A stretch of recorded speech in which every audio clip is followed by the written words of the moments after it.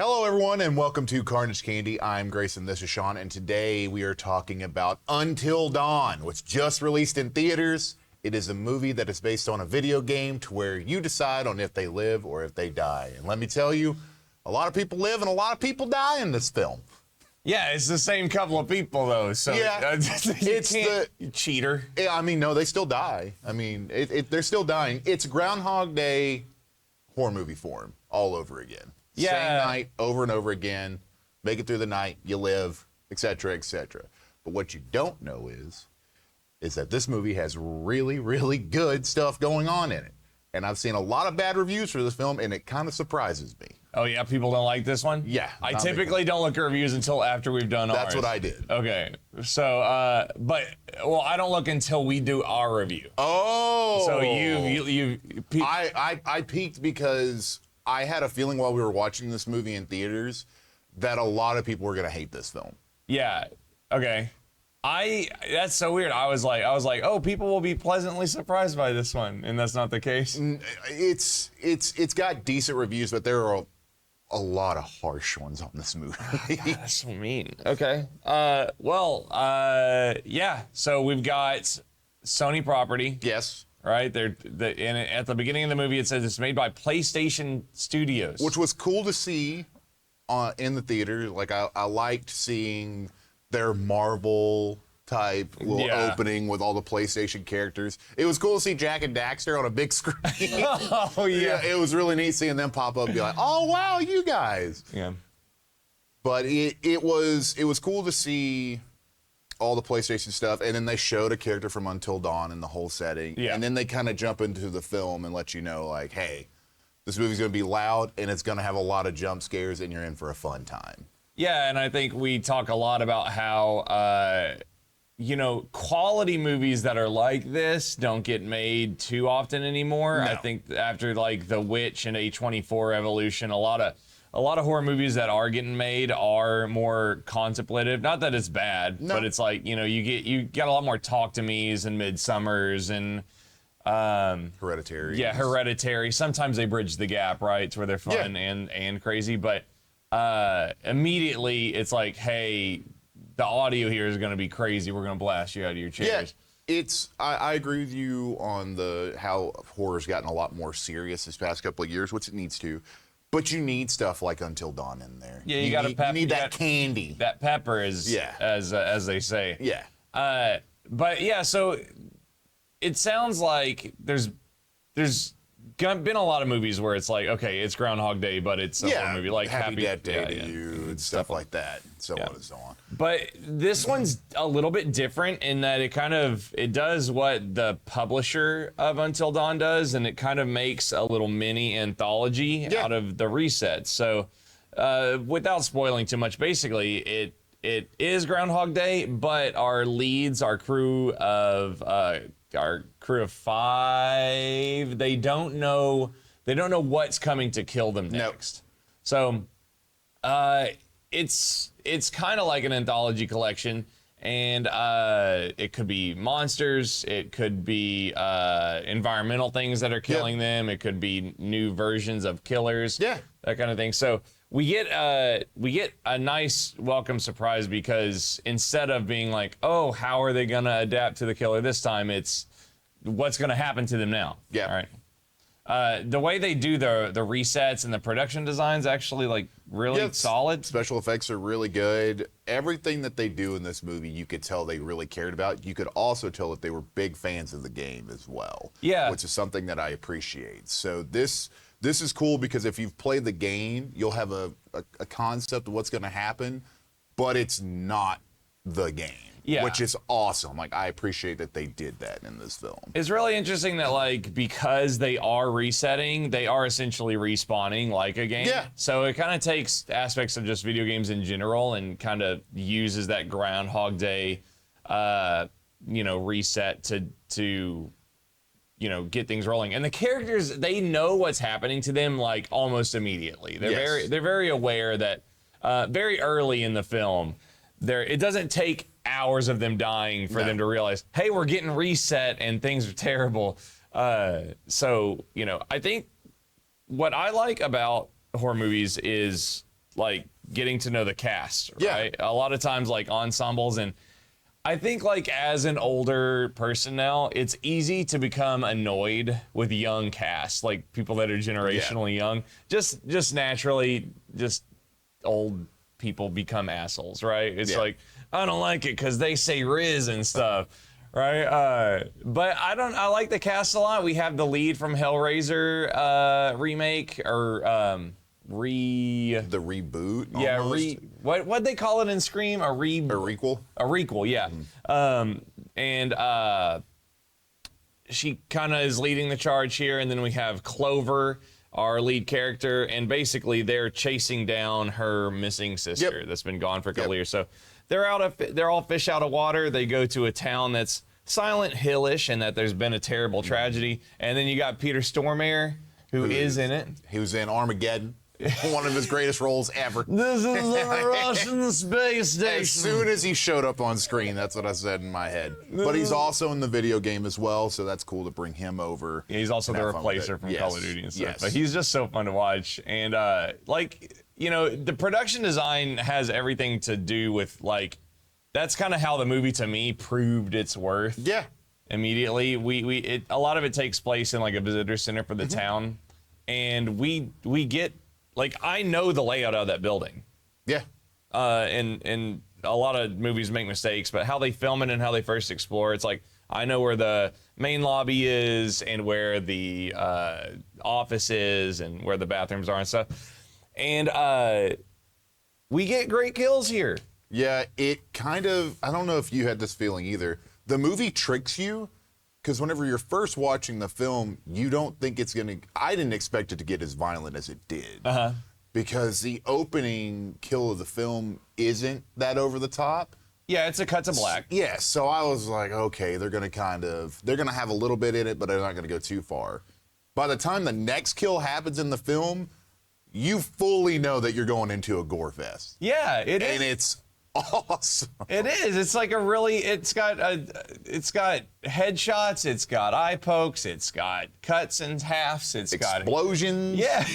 It's got everything you want. Yeah, and the turn there is just like, okay, the production design is great. Yeah. The audio is great. Yep. The gore is wonderful. It's also extremely funny. Yeah, it's hilarious. We were laughing in the film. At the scenes that you're supposed to laugh at, you will laugh really hard at them. Yeah, like, there's a lot of clever things that they set up in. And the characters are obviously getting frustrated, and they do some really cool, not as much as I was hoping for, but they do some cool body horror stuff. Yeah, they do. Because they do kind of keep the residual effects of their death. They'll have bruises or scars on them. Which is another cool thing that they kind of keep from like video games, showing damage to their characters and stuff like that. Yeah, I was thinking about like Franklin in GTA 5. Exactly. When he shows up in the hospital. Which is really neat. Yeah, and I was hoping that by the end of them, they were all going to be like decaying corpses, basically. I was hoping it was going to go that far. A little disappointed there, but I think that like while I was watching it, I was thinking like, am I gonna say that this is one of the best video game adaptations ever tomorrow on the review? Because I couldn't like, besides just like a general, this is a really fun time, but it's not like changing my life. Feeling, I was like, this, like, as far as horror movie video game adaptations, because we have House of the Dead and Blood Rain, but you also have Silent Hill. We do have, and then Silent Hill is like is one of the few where it's the gold standard. Yeah, I think that and Mortal Kombat 94, right? Like that's, and the new one wasn't bad. Yeah, the new one's not bad either. And video game adaptations are getting better, but I was just like, besides being mad that the Groundhog Day structure is not original, I don't really have like any issues with the movie. I don't either. Like at all. When I left the theater, I said to myself, I will watch this movie multiple times. I will go back and watch this again just to see if I can get like a closer look on some of the killers in this one, because there's some of the stuff that happens that's like really quick that I wanted to examine more. But I know for a fact I will probably own this movie when it comes out. Yeah. I really enjoyed this film. I would own this. I would, if I saw it on Netflix, I'd click it. Yep. If it was on Amazon Prime and I'd seen it a couple of times, I would click it. I'm really looking forward to showing it to my wife, because I know that she would find it really hilarious. It's a fun time. Yeah. I don't really have any notes other than like, you should see it. Yeah, I feel like this movie is going to get... I feel it's going to do bad at the box office, because I feel like it came out at a really bad time. I really wish this movie would have come out in October, because I feel like this would have been an awesome film to see in theaters. Yeah, like fun horror movie season when a general audience. Yes. Because we were in theaters and there was an elderly couple next to us. They were definitely in like their late 60s or 70s, and they were watching it together. And when I was leaving, I was like, it's too bad that it's not general public horror season. Yep. The Hard Eyes, right? Yes. It's like, it's Valentine's Day, let's go out on a date night together. Oh, we'll see this scary movie. It's too bad that it's like, this is the kind of movie that gets seen because somebody was like, it's October, let's go out and see if there's any scary movies. Yes. You see the poster, and then you say, that one looks spooky, and then you go in there. Yeah. It's a shame. There's with us in the theater, there's a total of 8 people. This should be a packed theater experience, because the jump scares in it would have been awesome to watch people on. There was one in this movie that got me so good. Real, I think I jumped one time, but there was like 3 or 4 times when I was like, man, if I would have been like half more focused, I would have died. Yeah, yeah, for sure. I would have had a heart attack and died. Yep. Because that audio design is so good. And there's even like a really simple scene of just like somebody getting chased up some steel stairs, and like the audio clanking and like the booming. I was like, this is a high quality movie. I think that this is the director's best film. So this is by David F. Sandberg. What else has he made? He made Annabelle Creation. Fine, He whatever. made Lights Out. And then Lights Out is awesome. Yeah, the clicking and the Do you like Lights Out? It was fine. I like the short better than I like the movie, because I watched the short first, of course. Yeah. But I thought it was a really cool idea, and I thought it was shot well. But I think that this one takes the cake. He also directed the Shazam movies, which is so random to me. Well, the first Shazam movie is actually really fucking good. I've only seen the second one and Black Adam, so I have no idea how good that movie could be. All right, but I mean, yeah, I can't get mad. Can you check out Blair and Gary and what they wrote earlier? The writing is like funny and clever, and they wrote Hellfest. Okay, gotcha. Good for them then. Yeah, I don't have anything. I've got nothing but good things to say about this movie, and I think this is definitely one that when you're looking at the reviews for it, I don't think you should. Yeah. Like, I think that you should just go in and say to yourself, I want to have fun with a horror movie. I want to bring a bunch of friends into the theater, and I want to just have fun with them the whole time. Yeah. If you see a negative review, just say, hey, you know what? That's cool. Just go have fun with it, because that's what this movie is. Can you show me the negative reviews that we can ignore by talking about them? This version of Until Dawn is essentially nothing more than a series of unconnected horror scenes in which characters we don't care about die and die again. Nothing more, nothing less. I feel like that review is so harsh. 1.5 out of 5. That's what I was waiting for you to see. From bloody disgusting? What? There are some good ones. It's sitting at an overall 62, so it's still fresh, which is good.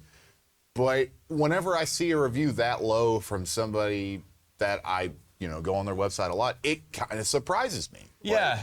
I don't see this film as a 1.5 at all. Like, I see it at a 3 and above. Yeah. Like, a 3 out of 5 and above is where I put this film. And I think that there should be more films that come out that are similar to this with the horror genre. You should be able to go in and have a jump scare filled fun fest is what I would call it. Oh, like, it's okay to go into a horror movie and be like, oh, that was gross. Oh, that scared me. Not, she's after a deep-seated witch in the woods that may or may not be eating babies, and it's 6 hours to get to anything that happens. We got to calm down. Yeah, I agree. We gotta calm down. We gotta open up our hearts a little bit to horror here. Also, I think the trailer kind of did this movie bad. I think it put a lot of people in a, oh man, this is nothing like the movie or nothing like the video. So I'm gonna turn the game fans off. I think it did, and I don't want it to, because I think the video game fans will be so excited if they go and watch this movie, because there is a lot of cool stuff in it that'll please the fans. Yeah, I mean the structure is not like the game, but it felt like I was in the game. Yeah. So yeah, It makes me. I would watch an Until Dawn 2 movie if they made it. 100%. I'll give this one a 7.9. I'll give it an 8. I'll give it an 8. What? I just. That is an insanely high score for. You're ridiculous. What? I don't know, man. The more It is a 7.9, dude. Do not give this a an 8. 7.9. Yeah. Okay, exploit. That's the joke. I know. All right. But yeah, I'll definitely give this an 8. And this is one that if I meet somebody who hasn't seen it, I will recommend it to them all day long. I will own it when it comes out. I will definitely watch all the special features over it. I think it's kind of like Barbarian, where it's like I want to see people laugh at stuff. So it's like if I watch this with my wife, I can't wait to laugh about things with her, right? If her friends come over and they haven't seen it, I'll be like, oh yeah, that's a fun one. Let's watch it, So I think as the years go on, I'll probably make this a little bit higher. But yeah, sitting right now, it's an 8. And the only reason it's not higher than that is because I know there's better movies out there than this. But it's still great. Yeah, I think that's the only thing. It's just like I'm having a great time. There are better movies. Yeah, that's it. For sure. What a great place to be. If you enjoyed content like this, make sure and go to hangtime.com, patreon.com/hangtime, excuse me, and support Carnage Candy and everything we do. If there's anything, name a horror video game that you want turned into a movie. And let us know which one is your favorite one that was adapted into a film. We could do a best video games that we want to see horror movies, and how they could do it. Number 1, Outlast. Number 1, Greyson's steak and potatoes recipe. Oh my God! Here's my Sinners review you can check out right now. Go watch that, because Sinners is also worth talking about. And so were my potatoes. They weren't that bad. Goodbye, everybody!